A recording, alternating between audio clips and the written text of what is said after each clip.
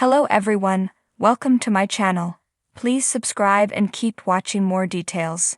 Emmerdale's Tracy to be accused in Nate murder storyline. Emmerdale's Tracy Robinson is left reeling next week after she becomes the prime suspect for Nate's murder. The cops discover damning evidence that leaves the victim's widow under suspicion, while real killer John Subden watches from the sidelines.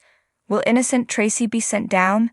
Grieving Tracy is desperate for answers about Nate's fate, begins our Emmerdale insider. The last thing she expects is to be accused of the crime. She's forced to defend herself, which only makes things worse, and leads to Tracy looking even more guilty. Initially, the person of most interest to the police is Cain Dingle. Seeing as Nate left the village under a cloud after fighting with his dad, Cain has the biggest motive for murder in the eyes of the law. Meanwhile, Tracy herself is convinced Cain did her other half in, and shares her theory with anyone who's prepared to listen. John is next to be hauled in for questioning, not because anyone thinks he's done it, but to recall his memories of the day Nate was meant to move to Scotland.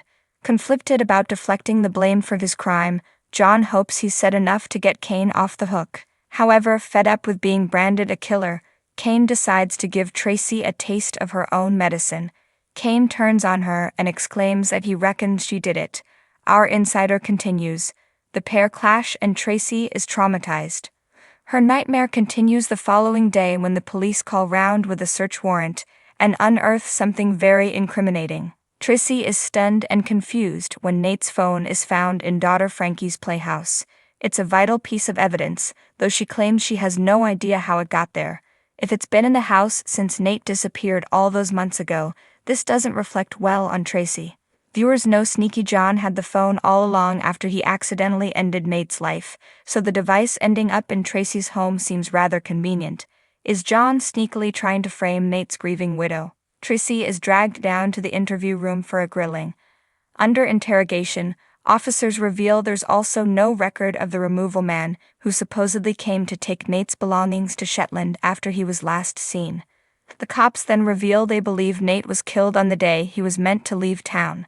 Panicking, Tracy insists that she was with Vanessa that entire day, which is not strictly true. Nate's phone being found makes Tracy look guilty, and she panics, our source explains.